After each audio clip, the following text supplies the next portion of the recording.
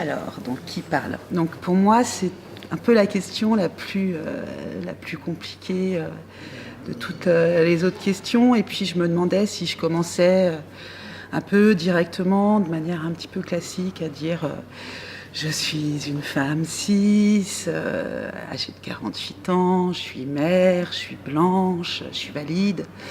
Et puis ensuite de parler notamment des privilèges, de mon positionnement, comme on le fait généralement dans les milieux féministes, et qui est fondamental pour justement comprendre où on se situe et d'où on parle.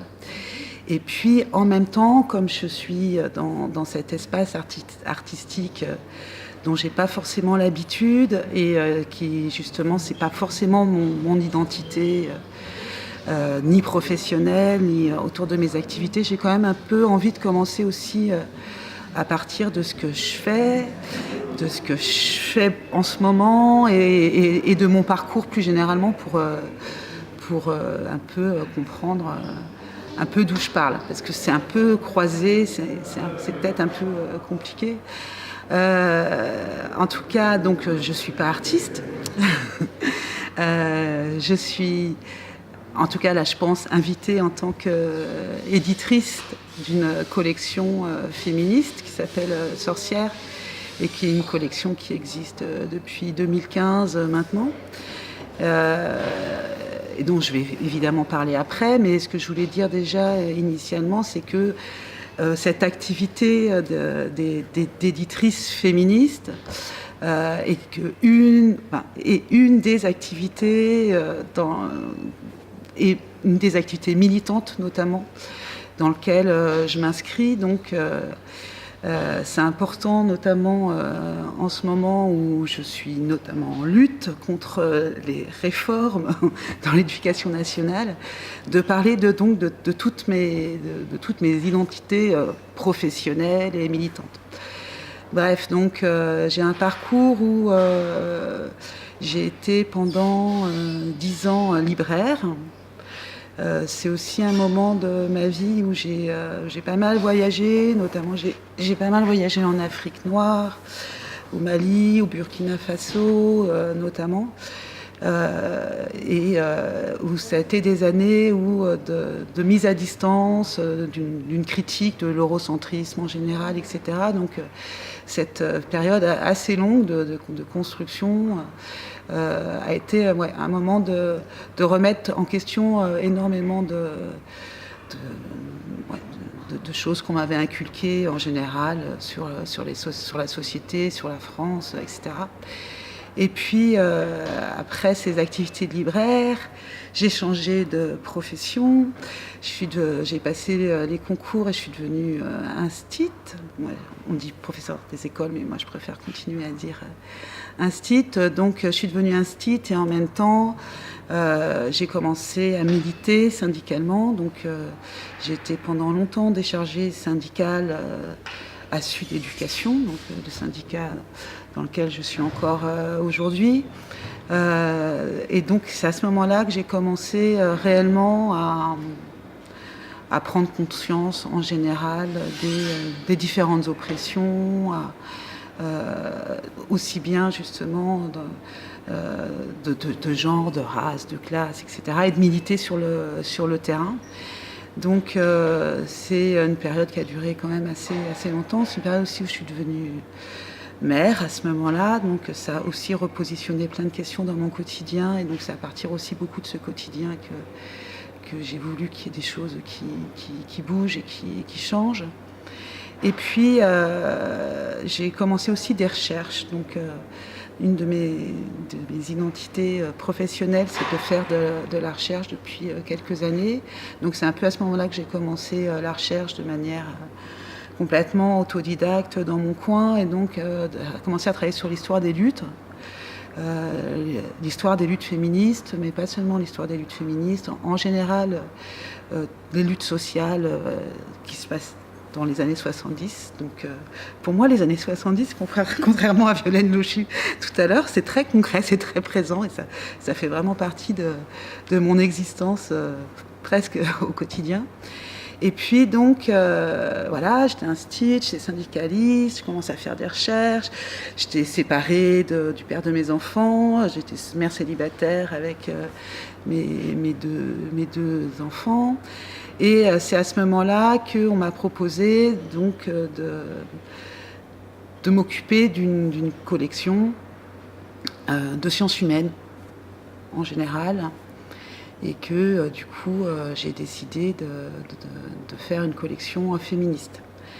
Et là a commencé un processus en fait dans lequel je suis toujours de compréhension, c'est-à-dire que c'était pas commencer une collection parce que vraiment je savais déjà tout sur le féminisme et que j'avais une position déjà extrêmement claire sur tout. C'était pas du tout ça. Donc c'était plutôt à partir de mes questions, en fait, de mes envies, des textes que je découvrais au fur et à mesure. C'est-à-dire que finalement, j'ai édité Bellux parce que je le découvrais. Enfin, au moment où je le découvrais, c'était un peu pareil pour de nombreux textes que j'ai édités dans cette collection. Et donc, à partir de cette expérience qui est militante et pas vraiment professionnelle, du coup, ben oui, j'ai commencé, j'ai continué les engagements en les différenciant, en les complexifiant, en allant sur d'autres terrains, etc.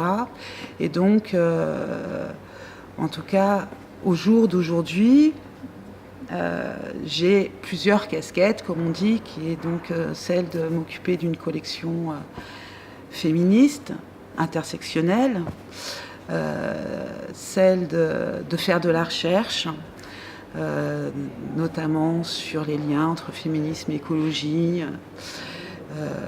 et d'autres thématiques. Mais je suis aussi instite au quotidien, donc c'est-à-dire que tous les matins, je vais dans ma classe avec mes élèves de petite section, moyenne section. Et du coup, ben, évidemment, comme c'est au quotidien, ça prend quand même beaucoup de place. Et du coup, j'agis beaucoup aussi à partir de ce positionnement-là d'enseignante qui peut me prendre plus ou moins de temps, d'énergie et qui est plus ou moins connecté aussi à tout ce que je fais par ailleurs. Donc c'est ça, qui parle, je sais, en fait, c'est une question qui est compliquée. Alors oui, qui parle, oui, c'est une femme blanche qui essaye le plus possible d'être consciente de ses privilèges. Ça veut dire pas simplement d'avoir des privilèges, mais de savoir comment essayer d'opérer à partir de ce positionnement-là. J'ai aussi, je pense, une conscience assez extrême de vivre aussi dans un monde plus que bouleversé, donc dans des relations de pouvoir très fortes, dans un régime politique très dur. Aussi une période où les corps, racisés sont évidemment fragilisés depuis toujours, mais aussi ces derniers temps où les corps militants, les corps des gens qui s'engagent sont très fragiles devant la répression policière, etc. Et donc voilà, j'ai mon identité, en tout cas c'est une identité militante, de lutte, et au croisement quand même d'espaces assez variés, donc aussi j'essaye d'avoir, c'est pas toujours évident, une sorte de position de passeuse. Alors passeuse, c'est pas vraiment peut-être le mot adéquat, mais en tout cas de transversalité, de passer d'un espace à un autre. Et je disais au départ que je voulais un peu parler de cette position dans un espace artistique qui n'est pas forcément le mien. Et en même temps, justement, ce qui se passe dans les milieux de l'art m'intéresse quand même. Donc ça m'intéresse aussi de faire les liens entre les milieux un peu artistiques et les milieux militants qui peuvent en être très éloignés de part et d'autre par ailleurs. Donc en fait ça m'intéresse aussi d'avoir eu ces multiples engagements, ces multiples vies, il ne faut pas exagérer, je ne suis pas un chat, mais en tout cas à partir de là d'essayer de créer des liens d'endroits entre les endroits. Donc qui parle, voilà, c'est quelqu'un, une femme, au milieu de tous ces croisements.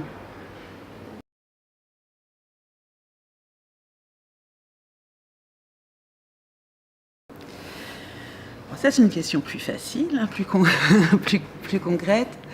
Donc, déjà, très concrètement, je vis à Montreuil.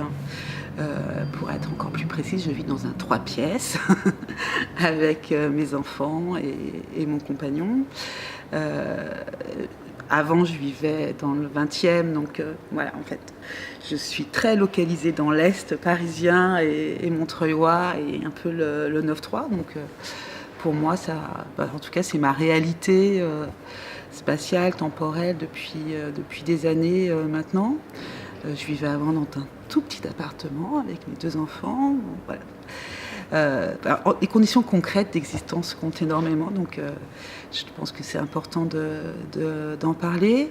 Après, depuis que je vis à Montreuil, j'ai pas d'engagement particulier par rapport à justement l'espace montreuillois, on va dire, à part que j'en suis usagère, je le pratique. Je pratique essentiellement la rue entre chez moi et le café, en fait, pour être plus précise. Donc j'ai un usage très, pas très politique ou pas très engagé de ma relation avec Montreuil. Je dis ça, mais bien sûr, je participe aussi à des choses à Montreuil, mais en tout cas, c'est pas à partir de là que je m'engage. Concrètement, c'est plutôt un endroit de repli presque. Enfin, c'est là où je travaille. On travaille beaucoup. Donc je suis très localisée sur mon canapé en fait à bosser. Mais c'était pas le cas avant. Quand j'étais à Paris, j'étais quand même plus engagée dans des jardins partagés, etc. Et puis avec la collection, j'ai plus eu le temps non plus concrètement de m'engager à partir de justement un territoire vécu. Mais par contre, je vais revenir à ma classe et à l'école. Et du coup, puisque j'y suis, c'est-à-dire que puisque j'ai pas d'autres possibilités en ce moment que de travailler et de gagner de l'argent à partir de cet endroit-là, puisque je suis à l'école, c'est du coup un lieu à partir duquel j'ai envie un peu de réfléchir à ce que c'est que justement un engagement localisé dans une école et notamment ce qui me tient à cœur parce que dans mes divers engagements il y a l'écologie, les questions de justice climatique, de justice environnementale, etc. C'est un peu à partir de la maternelle comment faire classe avec les menaces en termes de climat aujourd'hui, comment avoir une pédagogie ouverte sur ces questions et qu'est-ce qui est le plus juste en fait. Je pense qu'en tant qu'enseignant en ce moment, on a vraiment des questions de justesse de ce qu'on fait, de ce qu'on transmet et pour quel monde et à quoi ça va servir, etc. Donc j'ai de plus en plus envie, en tout cas, de penser l'école comme vraiment un lieu déjà ouvert sur le quartier. Ça, c'est pas évident. Les écoles sont pas des endroits qui sont forcément ouverts sur le quartier et ouverts aussi aux parents, etc. En tout cas, il se trouve que nous, dans notre école, on a un compost, par exemple. Donc, en ce moment, c'est un peu ce qui me travaille au quotidien dans ma classe. Ça sent le compost. Parce que du coup, on initie en fait les familles et les enfants à cette pratique-là, et c'est pas sans poser de questions quand on est dans des quartiers populaires, et c'est pas sans poser des questions de justesse, notamment en termes de justice environnementale, etc. Et voilà, c'est des questions qui m'intéressent vraiment, que j'ai envie d'approfondir, même si là je suis un peu au début de la découverte de c'est génial de faire ça avec des élèves. Est-ce que ça chamboule aussi d'aller au quotidien verser les seaux de compost dans le jardin de l'école. Enfin, ça change des pratiques en fait. Et les questions que ça pose sur l'alimentation. Et en fait, moi j'aime bien les questions qui sont à ras du sol en fait. Donc partir d'un militantisme comme ça, très concret, où ça va, où vont les poubelles, où vont les déchets. Et donc, voilà, ça m'intéresse bien d'essayer de continuer à travailler dans ce sens-là, à partir de l'école. Donc là, c'est concrètement à partir de l'école, et au-delà de ça en ce moment, puisque nous sommes en lutte contre les réformes. Il se trouve que la forme que prend ces luttes en ce moment, c'est une forme assez territorialisée, c'est-à-dire qu'on fait beaucoup d'AG, de circonscription, comme on appelle ça, enfin d'arrondissement. C'est une taille encore plus petite que l'arrondissement, ce qui fait qu'on se réunit en ce moment extrêmement régulièrement entre tous les collègues d'un même quartier, maternelle, élémentaire, mais aussi on a des collègues de collège et de lycée, puisque tout le monde est impacté par ce qui se passe en ce moment.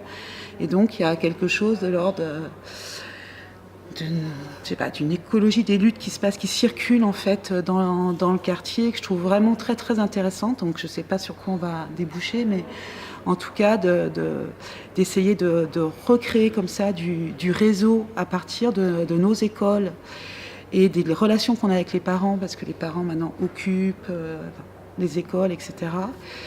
C'est toujours un moment assez de grâce en même temps, où on recrée du lien, où on est forcé de le faire et on sort de notre quotidien. Et comme on se met en grève, notamment, on est obligé de parler, d'expliquer exactement ce qui se passe aux parents. Et donc voilà. Donc là, je pense que à partir de mon lieu de travail, finalement, ça me semble un peu plus probant en ce moment dans ma vie qu'à partir du lieu où je ne fais que travailler et boire des coups.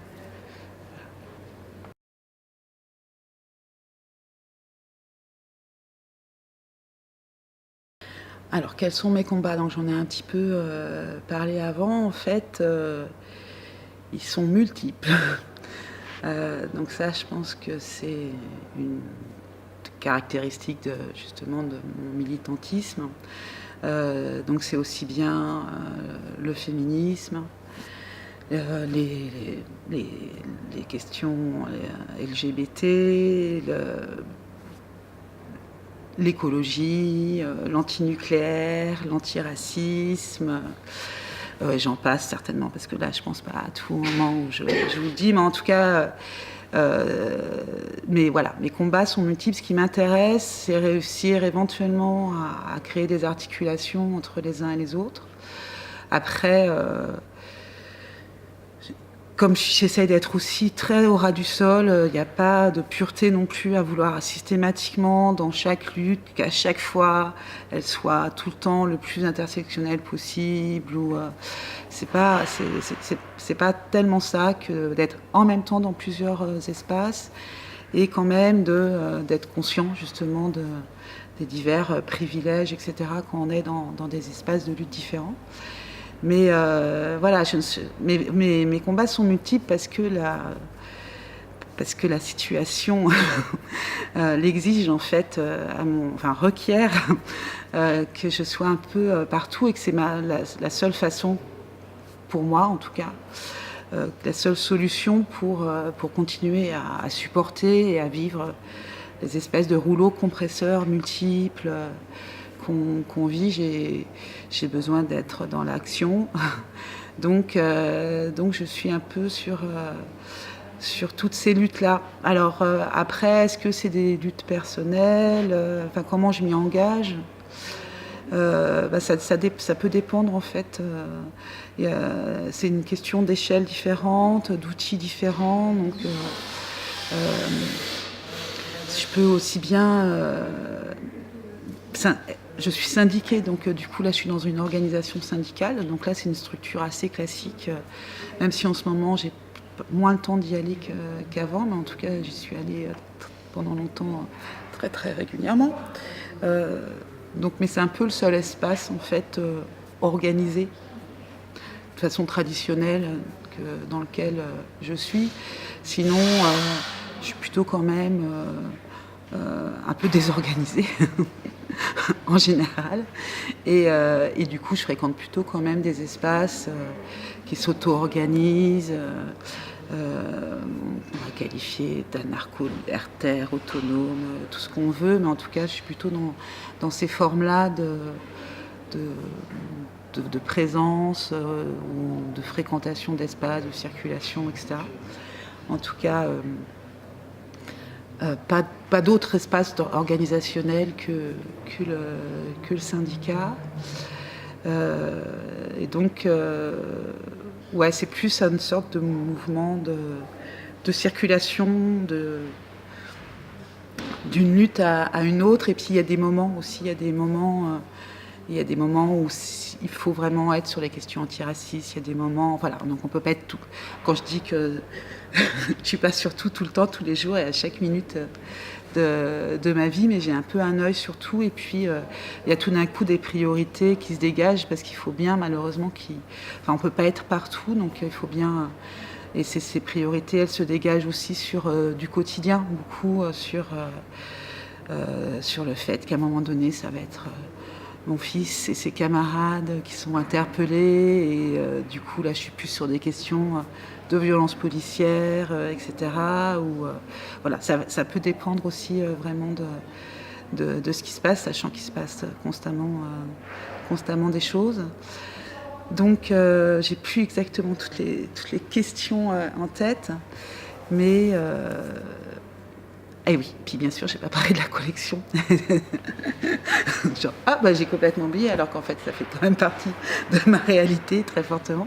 Et donc, oui, bien sûr, il y a aussi un engagement qui est fort à travers la collection dont je m'occupe, qui est donc plus spécifiquement sur les questions féministes, mais en fait, comme j'ai dit, aussi beaucoup de textes qui essayent de faire croiser différentes questions. En fait, voilà, j'ai publié des textes écoféministes, des textes sur le racisme, des textes d'antiracisme, des textes qui pensent les luttes, justement, comment on articule ces luttes, des textes sur les questions de minorités sexuelles, sur les questions de genre. En fait, toutes les questions qui m'animent et auxquelles j'ai pas forcément de réponse. C'est pas dans l'idée de publier quelque chose qui est voilà comment il faut penser, mais vraiment des questions que je trouve intéressantes et enfin pas seulement intéressantes, vraiment fondamentales en ce moment en fait.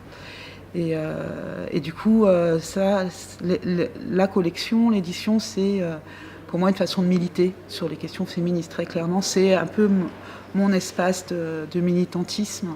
Passe beaucoup par ce travail, qui est un travail qui est un vrai travail, qui demande beaucoup de temps, d'énergie et qui est compliqué, et en même temps qui est vraiment intéressant et qui me permet, sur un ouvrage, par exemple, de faire croiser des dimensions dont je parlais aussi tout à l'heure, c'est-à-dire d'avoir un texte d'une personne militante, mais de le faire traduire par une personne queer ou de le faire préfacer par une autre personne et de faire illustrer par un artiste,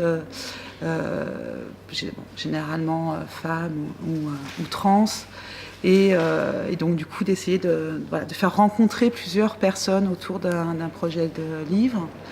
Et c'est aussi tenter, autant que faire se peut, que le process, on va dire, même si c'est des mots que je n'utilise pas, mais la manière de faire édition soit le plus féministe aussi possible. Donc, c'est-à-dire pas seulement éditer des textes féministes, mais qu'est-ce que ça implique d'éditer de manière féministe. Donc ça, c'est des questions qui sont vraiment importantes. Et éditer de façon féministe, comme tout le reste dans la société, c'est impossible d'aller au bout. Parce qu'on est pris dans des logiques qui sont évidemment des logiques marchandes, des logiques de pouvoir, etc. Mais c'est l'horizon, en fait, voilà, de tenter au maximum de faire ces croisements. Et ça, c'est assez passionnant. Et c'est voilà, la collection est une de mes manières de militer. Mais en fait, j'ai l'impression d'être, qu'il y a la collection, je suis dans la rue, je suis dans les AG. Je dis pas que il y a bien des moments où il faut que je sois qu'un seul endroit et pas partout. Mais en tout cas, ça fait sens pour moi que si ça se croise en fait.